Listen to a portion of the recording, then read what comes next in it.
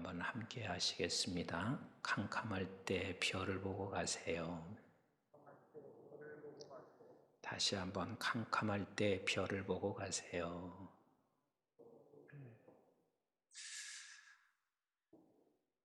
우리가 성탄은 반드시 축하해야 합니다. 아니, 축하 안 할 수가 없습니다. 우리가 성탄을 축하하고 또 축하를 받는다는 것은 아무나 받는 것이 아니고 아무나 축하하는 것이 아니거든요. 내 인생의 전환점이 되어진 자, 그 예수로 인해서 인생의 전환점이 되어진 자, 영원한 생명을 얻은 자이기 때문에 성탄은 반드시 축하하고 받게 되어져 있습니다. 내가 인생의 전환점이 된 사람이라 하는 그것을 확인하는 것은 내가 하나님을 하나님으로 알고 그의 음성을 듣고 그리고 그분을 따라가려고 그 방향에 서 있으면 우리는 모두가 다 이미 성탄을 축하할 사람이고 축하받을 사람들입니다. 그런데 성탄을 축하하고 성탄을 축하받는 사람들은 꼭 기억해야 할 것이 있습니다. 캄캄한 어둠 중에도 별을 보고 가게 되어져 있습니다. 캄캄한 어둠 속에서도 별을 보고 가게 되어져 있습니다. 오늘 동방박사 이야기가 나오고 있습니다. 어떤 분들께서는 동방박사가 본 별이 무엇일까? 그래서 그 별을 연구하기 위하여 평생을 연구하신 분이 계십니다. 그런 분들이 이렇게도 말을 합니다. 당시에 우리가 계산해 보니까 그때 목성, 토성 이것이 잠시 어떤 변화가 있었던 것을 우리가 안다 라고 말을 하면서 목성을 따라갔나 토성을 따라갔나 이런 이야기들을 많이 학자들이 하곤 합니다. 또 어떤 사람들은 이건 허구라고도 말을 하기도 합니다. 그런데 동방박사가 별을 보고 메시아가 태어난 예수 그리스도가 태어난 그곳을 향해 갈 수 있는 것은 아무나 그리 될 수가 없습니다. 그 수많은 사람들 가운데 어찌해서 동방박사만 별을 보았을까? 우리 한번 1절과 3절 한번 같이 읽어보세요. 모두가 다 소동하고 있습니다. 시작. 헤롯 왕 때에 예수께서 유대 베들레헴에서 나심에 동방으로부터 박사들이 예루살렘에 이르러 말하되 유대인의 왕으로 나신 이가 어디 계시냐? 우리가 동방에서 그의 별을 보고 그에게 경배하러 왔노라 하니 3절 헤롯 왕과 온 예루살렘이 듣고 소동한지라. 여러분, 동방박사는 별을 봤는데 그 어떤 예루살렘에서도 별을 본 적이 없습니다. 저들은 깜짝 놀랐고 다 소동했습니다. 그러면 우리가 동방박사가 어떻게 해서 별을 봤을까? 어떻게 해서 별을 봤을까? 혹자는 이렇게 말합니다. 저는 천문학을 전공한 박사들이기 때문에 별의 움직임을 봤을 것이다. 또 혹자는 이렇게 말해요. 점성술을 하는 사람이기 때문에 별을 봤을 것이다. 물론 그럴 수도 있겠죠. 그런데 동방박사가 별을 볼 수 있었던 것은 분명한 사실 하나는 그에게는 메시아의 꿈을 늘 가지고 있었습니다. 이게 굉장히 중요한 것입니다. 캄캄한 어둠 속에서 메시아의 꿈, 한번 생각해 보세요. 천문학을 전공하는 사람이라고 해서 그게 쉽게 그렇게 별이 보여집니까? 이 동방박사는 메시아에 대한 꿈을 늘 그 마음에 품고 있었기 때문에 언제 내가 메시아를 만날 것에 대한 소망을 그에게 가지고 이 꿈을 결코 놓치지 않고 살았을 것입니다. 즉, 이 별은 실제 동방박사를 인도한 별, 그러나 꿈을 가진 자들에게 하나님께서 별과 같이 우리의 길을 인도하신다는 사실을 놓치지 마셔야 합니다. 동방박사가 어떻게 메시아에 대한 꿈을 가지고 있었을까? 우리는 이렇게 질문할 수가 있습니다. 그런데 이미 하나님께서 약속하신 거의 700여 년 전, 예수님이 태어나시기 전 700여 년 전부터 캄캄한 어둠 속에서 메시아가 탄생할 것에 대하여 하나님은 말씀하시고 계셨습니다. 그런데 이 동방박사가 태어나서 활동하고 살아갔을 때 그 700년 전에 그때의 캄캄한 어둠이나 예루살렘의 지금 예수님이 태어날 때의 그 어둠이나 동일한 어둠이었을 것입니다. 한번 우리 4절부터 6절까지 같이 한번 읽어보도록 하겠습니다. 시작. 왕이 모든 대제사장과 백성의 서기관들을 모아 그리스도가 어디서 나겠느냐 물으니 이르되 유대 베들레헴이요 이는 선지자로 이렇게 기록된 바 또 유대 땅 베들레헴아 너는 유대교를 중에서 가장 작지 아니하도다 내게서 한 다스리는 자가 나와서 내 백성 이스라엘의 목자가 되리라 하였음이니라. 자, 6절의 말씀은 지금 어느 때 말씀하시고 있냐면 미가 선지자 때 미가서 5장 2절에 동일한 말씀을 이미 하셨습니다. 자, 우리 한번 미가서 5장 2절 말씀을 같이 볼까요? 시작. 베들레헴 에브라다야 너는 유다 족속 중에 작을지라도 이스라엘 다스릴 자가 내게에서 내게로 나올 것이라 그의 근본은 상고에 영원히 있느니라. 미가 선지자의 활동은 BC 735년에서 690년 그 어간에 활동을 합니다. 그리고 미가 선지자의 활동할 때는 이사야 선지자나 호세아 선지자 활동의 시기입니다. 그런데요, 어느 때나 시대는 어둠이 캄캄함이 늘 있지만 미가 선지자가 활동할 때는 매우 캄캄했습니다. 이때 하나님께서는 그때 말씀하신 거예요. 반드시 어느 지역에서 온 인류를 다스릴 통치자가 이 땅에 태어날 것을 이미 그때 예언하고 있습니다. 그 당시에 북이스라엘과 남유다는 가장 비극적인 현상이 그들에게 찾아왔습니다.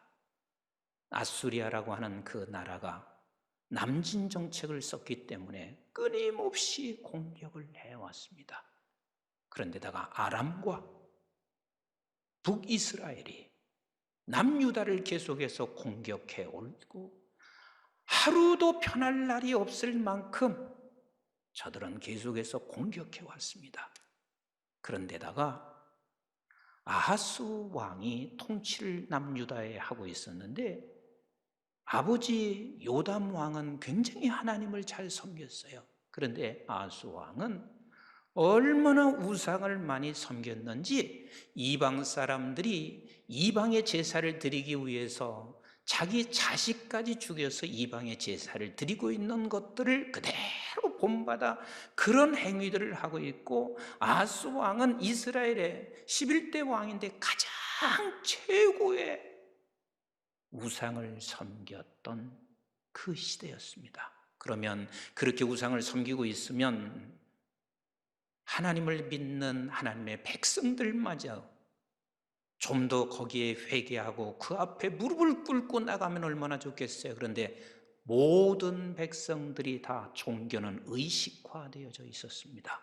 형식밖에 남은 게 없었습니다. 어찌 보면 미가 선지자가 활동하고 있을 그때는 이스라엘의 캄캄할 때입니다. 아무것도 소망이 보이지 아니할 때 하나님께서는 그때 내 아들을 보내신다는 것을 약속했습니다. 그래서 어쩌면 그 근동에 있는 수많은 사람들이 이 이야기를 모두가 들었을 것이며, 그리고 또 그 근동에 있는 사람들이 어렵고 힘들 때면 메시아가 올 것을 날마다 꿈을 꾸고 기다리고 있었을 것이 분명합니다. 동방 박사는 메시아에 대한 꿈을 늘 그가 소유하고 있었을 것입니다. 그 꿈을 가진 사람은 별이 보입니다. 별이 보입니다. 여러분, 별은, 동방 박사는 물론 별을 보고 갔지만 별의 가장 중요한 의미는 내가 이 캄캄한 어둠 속에서도 인도함 받아서 길을 가고 있다는 이야기입니다. 그래서 이 동방 박사는 메시아에 대한 꿈을 늘 포기하지 않고 캄캄한 어둠 속에서도 그렇게 포기하지 않았던 결국은 그 꿈은 그를 메시아의 자리로 그 길을 이끌어 가고 있습니다. 요셉이 꿈을 꿨습니다. 요셉은 두 가지 꿈을 꿨습니다. 우리 한번 창세기 37장 7절 첫 번째 꾼 꿈이었습니다.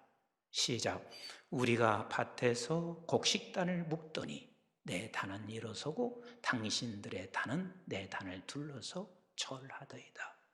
당신 단 앞에 11단이 절하는 꿈을 꾸었습니다. 그리고 두 번째 꿈이 있습니다. 9절 말씀입니다. 시작.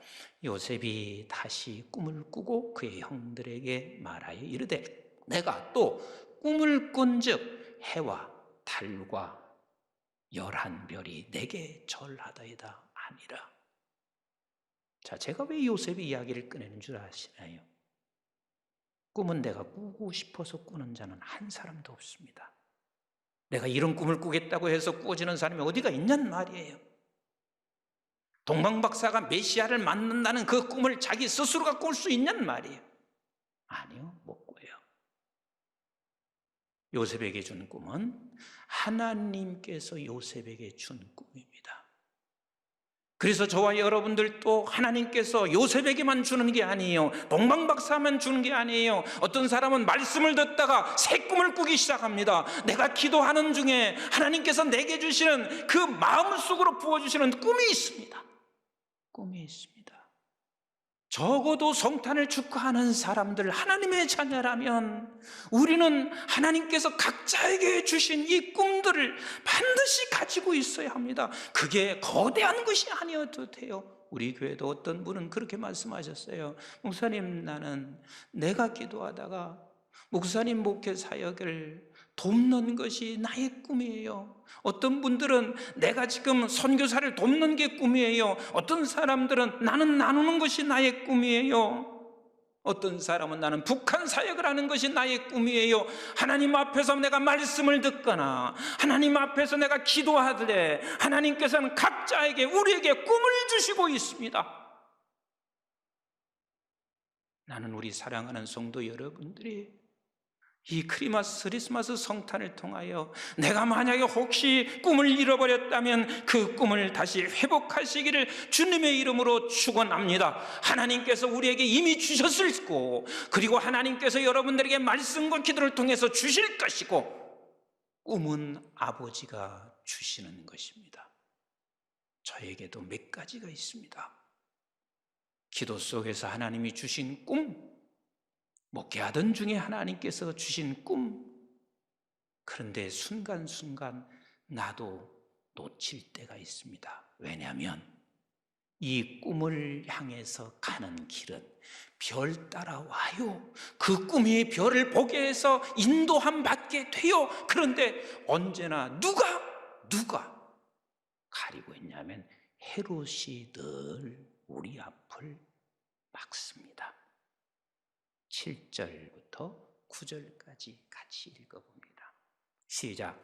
이에 헤롯이 가만히 박사들을 불러 별이 나타난 때를 자세히 묻고 베들레헴으로 보내며 이르되 가서 아기에 대하여 자세히 알아보고 찾거든 내게 고하여 나도 가서 그에게 경배하게 하라.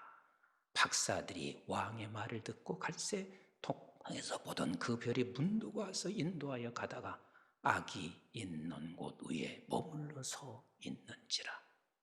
이렇게 헤롯은 교묘한 방법으로 길을 막습니다. 교묘한 방법으로 헤롯은 날마다 찾아옵니다.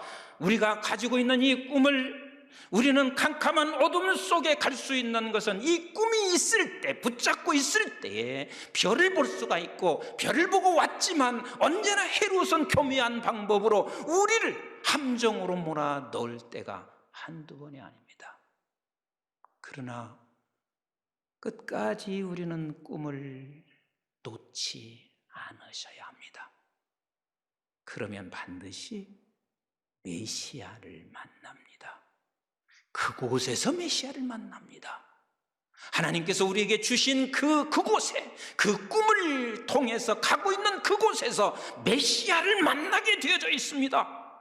우리 한번 10절부터 11절까지 같이 봅니다. 시작. 그들이 별을 보고 매우 크게 기뻐하더라. 여러분, 이렇게 캄캄함 속에서도 여러분, 헤롯 앞에 서 있었을 때 그 헤롯이 얼마나 난폭한 사람인가요? 예루살렘의 모두가 다 부패한 그때. 그러나 여기서 그는 이제 기쁨이 넘치기 시작해요. 자, 11절 같이 봐요. 시작. 집에 들어가 아기와 그의 어머니 마리아가 함께 있는 것을 보고 엎드려 아기께 경배하고 보배함을 열어 황금과 유황과 모략을 예물로 드리니라.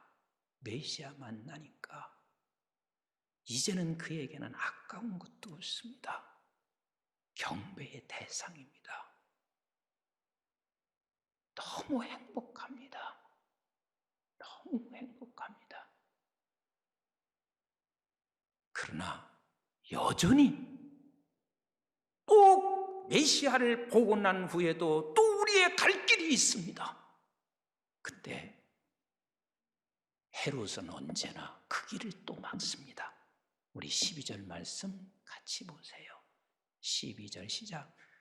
그들은 꿈에 헤롯에게로 돌아가지 말라 지시하심을 받아 다른 길로 고국에 돌아가니라. 우리 한번 같이 합시다. 꿈이 있는 자에게 별이 보인다. 즉 가는 길이 보인단 말이에요. 가는 길이 보여요. 여러분, 누가복음 2장 22절부터 33절에 보면 시므온이 나옵니다. 그 시므온이 어떻게 하고 있는지 보세요. 그러니까 메시아를 만나는 거예요. 우리 한번 누가복음 2장 26절을 한번 같이 보세요. 26절 시작. 그가 주의 그리스도를 보기 전에는 죽지 아니하리라 하는 성령의 지시를 받았더니, 시므온의 꿈이 뭐냐면 그리스도를 보는 거였습니다. 내가 보기 전에는 결단코 내가 죽지 않기로, 죽지 않기로. 시므온이 지금 죽기까지 하나님이 우리에게 보여주신 꿈을 놓지 않고 있습니다. 지금 코로나로 인해서 캄캄합니다. 이 캄캄한 때 꿈을 소유하고 있는 자들에게는 뭐가 보여요? 뭐가 보여요? 별이 보입니다. 가는 길이 보입니다. 가는 길이 보입니다. 우리 누가복음 2장 36절부터 39절까지 한번 보실래요? 안나 38절까지 시작. 또 아셀지파 비누엘의 딸 안나라 하는 선지자가 있어 나이가 매우 많았더라. 그가 결혼한 후에 7해 동안 남편과 함께 살다가 과부가 되고 84세가 되었더라. 이 사람의 성전을 떠나지 아니하고 주야로 금식하며 기도함으로 섬기더니 마침 이때에 나와서 하나님께 감사하고 예루살렘의 속량을 바라는 모든 사람에게 그에 대하여 말하느니라. 안나 선지자, 그가 적어도 제가 생각할 때는 104세에서 110세의 나이는 됐을 것입니다. 왜냐하면 과부로 84세로 살았어요. 결혼하고 7년을 살았어요. 16세 결혼했다고 생각해도 104세 이상은 됐단 말이에요. 110세까지 됐단 말이에요. 그러나 그가 그 상황에서도 결단코 꿈을 포기하지 않습니다. 그래서 성전에서 그 꿈을 포기하지 않고 있습니다. 이 사람들에게 길이 보이고 결국은 예수 그리스도를 만나게 되어져 있습니다. 예수님의 제자들, 저들의 꿈이 뭐였을까요?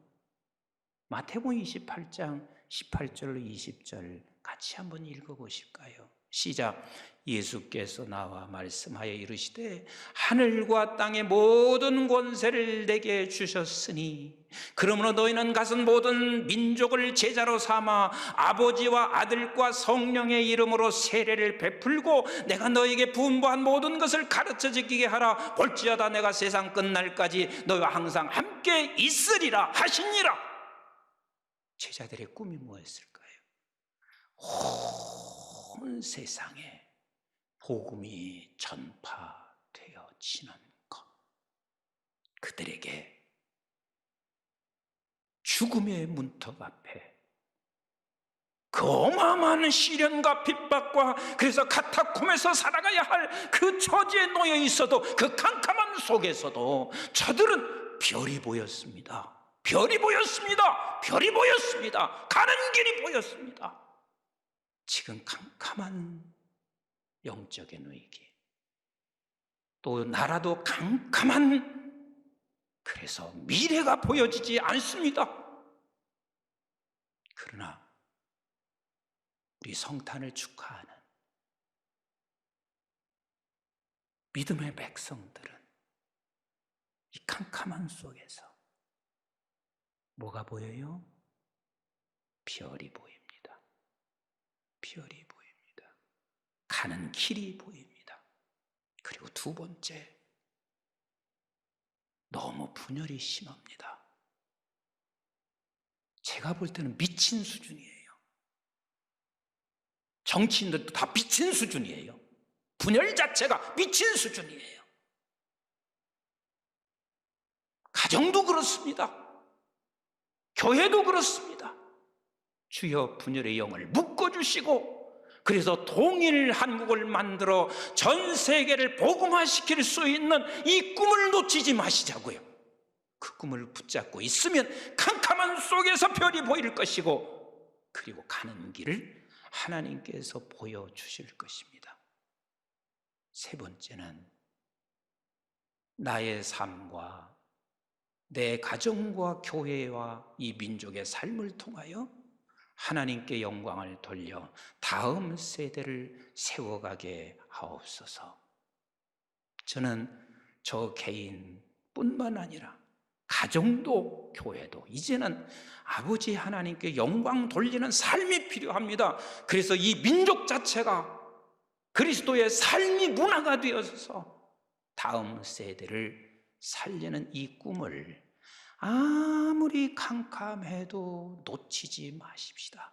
아무리 캄캄해도 내가 나이가 지금 110세가 된다 할지라도 그 꿈을 놓치지 아니하시는 그분들에게 반드시 그 꿈을 다다르며 그 꿈에 다다를 때는 결국은 메시아를 만나게 됩니다. 그곳에서 메시아가 예수 그리스도께서 여전히 기다리고 계신 우리 주님이십니다. 이제 말씀 정리하겠습니다. 캄캄할 때 꿈을 꼭 붙잡은 자들에게는 뭐가 보입니까? 뭐가 보여요? 별이 보입니다. 우리가 갈 길이 보입니다. 메시아가 원하는 길이 보입니다. 지금 캄캄 함께 캄캄함 속에서 헤매이지 마시고 그 꿈을 붙잡고 우리에게 보여주시는 갈 길을 한 발짝 한 발짝 한 발짝 나가는 성탄에 축하하며 성탄을 축하받는 우리 모든 성도가 되시기를 주님의 이름으로 축원합니다. 기도하겠습니다.